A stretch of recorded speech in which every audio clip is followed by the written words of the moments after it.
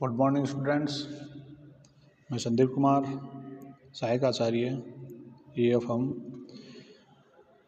हम सब व्यावसायिक अर्थशास्त्र का अध्ययन कर रहे थे, जिसके तहत उपयोगिता विश्लेषण का चैप्टर अपन पढ़ रहे हैं।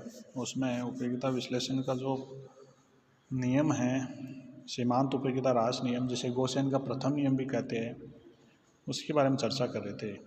लास्ट वीडियो में हम सब ने उस नियम की क्या अर्थ है, उसकी मान्यताएं और रेखा चित्र के माध्यम से उसको समझा था।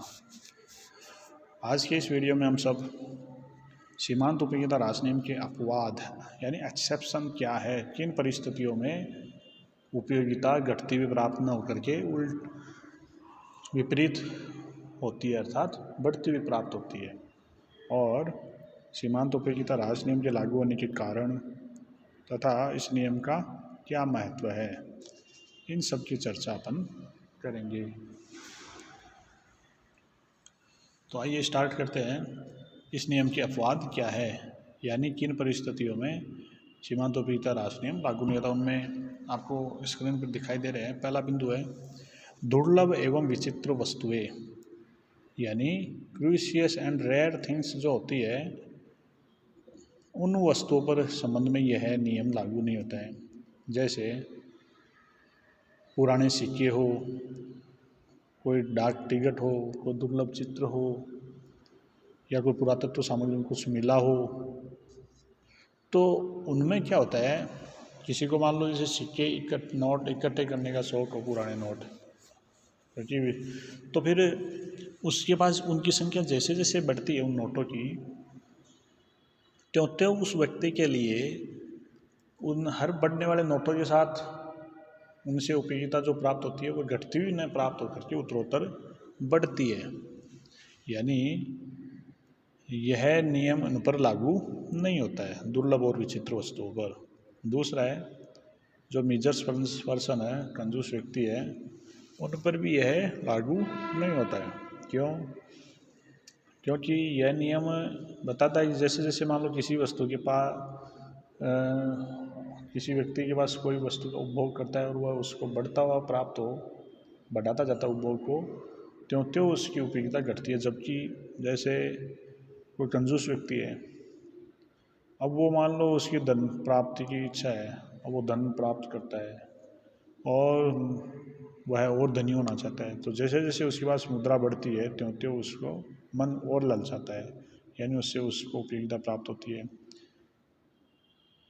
और जैसे कोई मुद्रा के अलावा सोना चांदी हो सकता है, या कोई स्वादिष्ट व्यंजन हो सकता है, तो ये जैसे जैसे उन वस्तुओं की उनके पास मात्रा बढ़ती है त्यों त्यों यह उन पर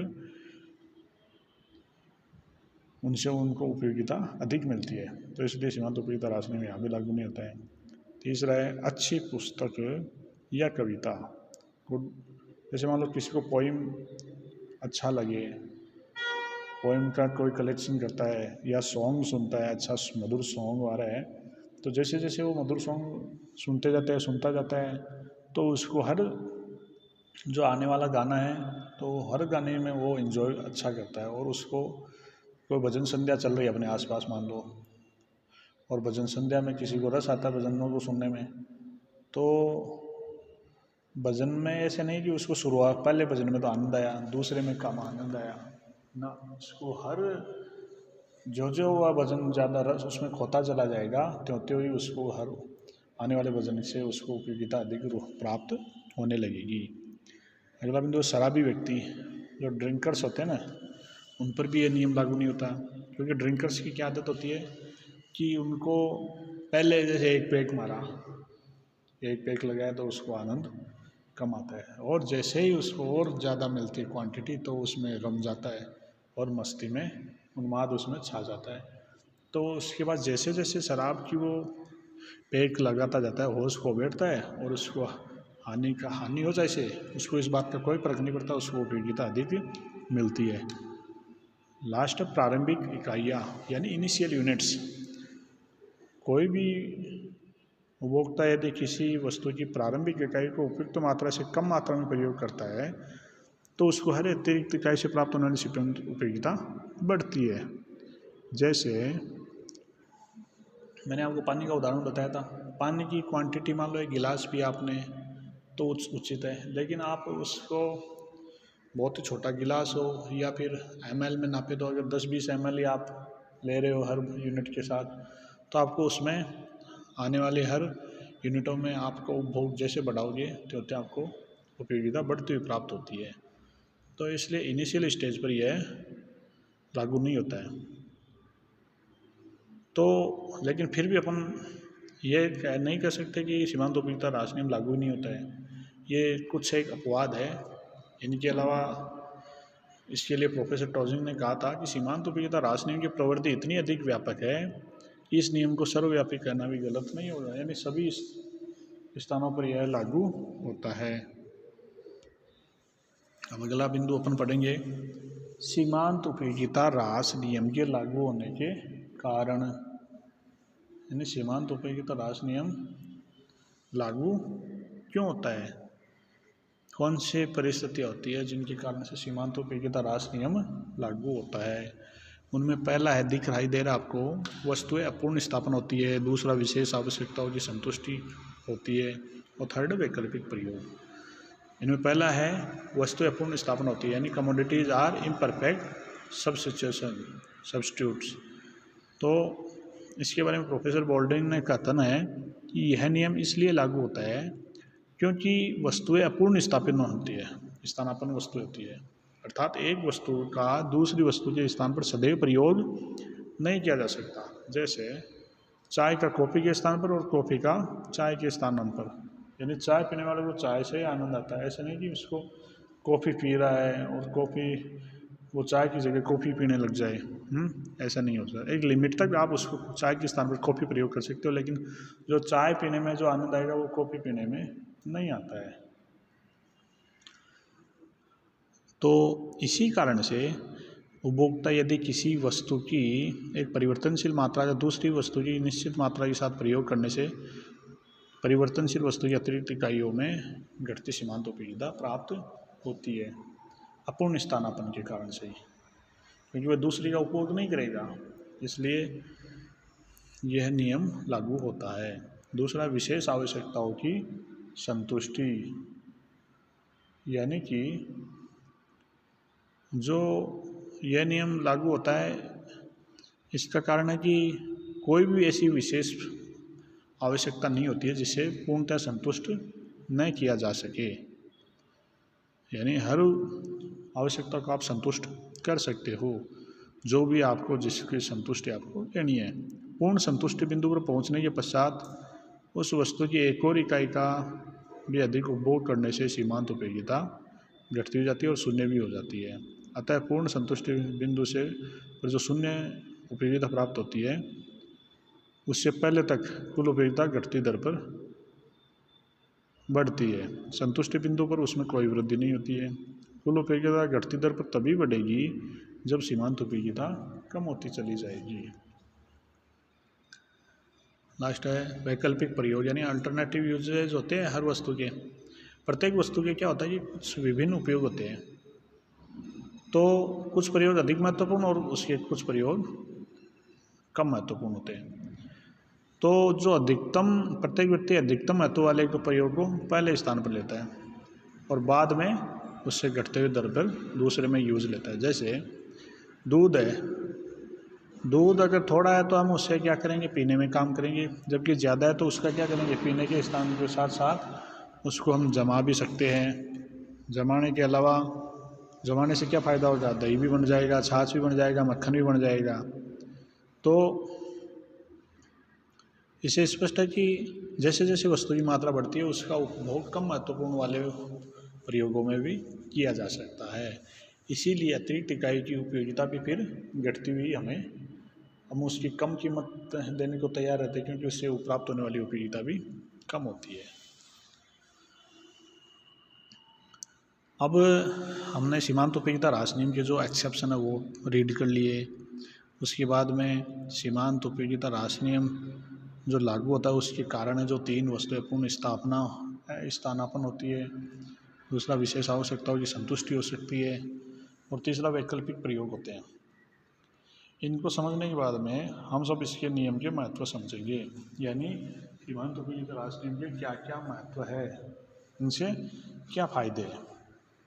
उनमें पहला है उपभोग के नियमों का आधार, यानी कंजम्पशन के जो लॉ है उनका बेसिस आधार यही है।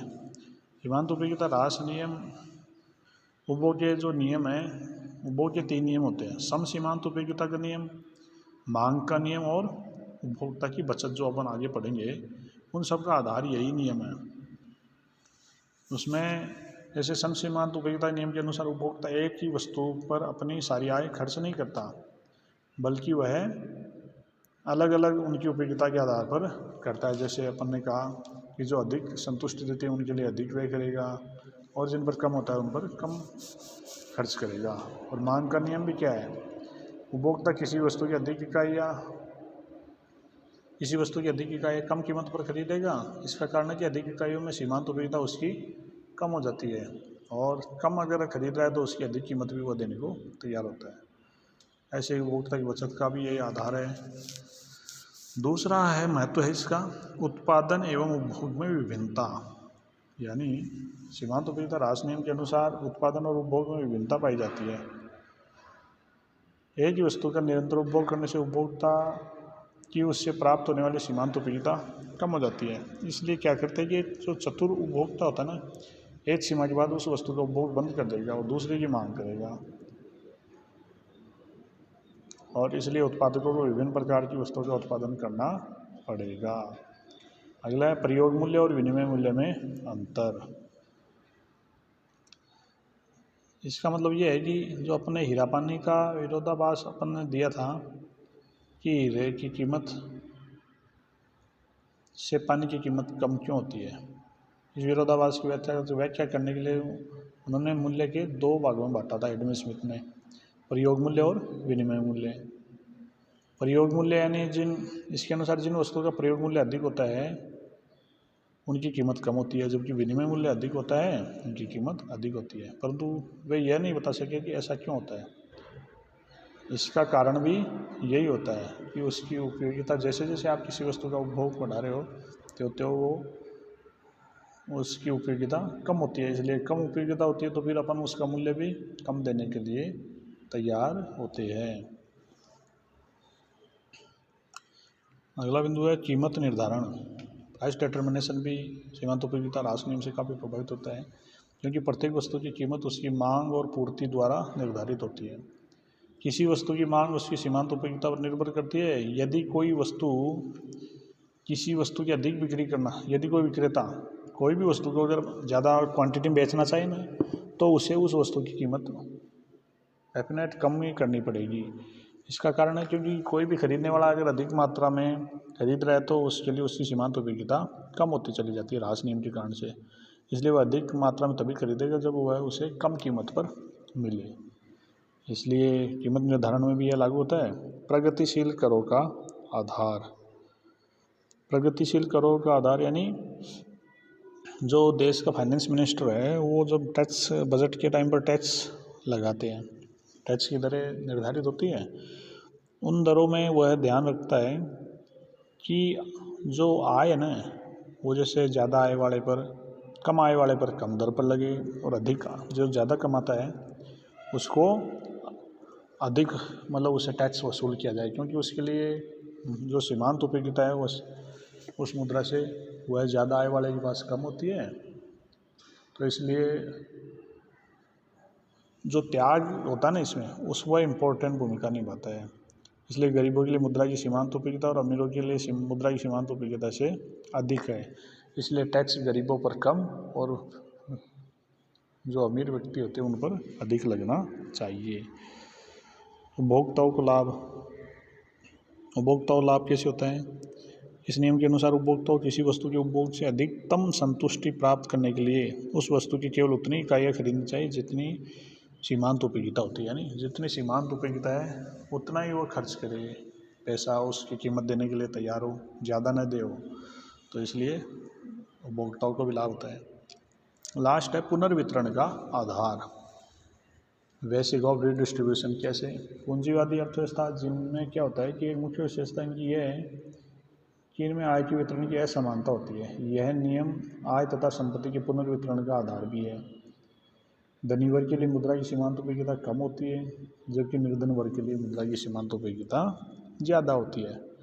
इसलिए इस नियम के अनुसार यदि धन का पुनर्वितरण निर्धन वर्ग के पक्ष में किया जाए तो समाज कल्याण में भी वृद्धि होती है।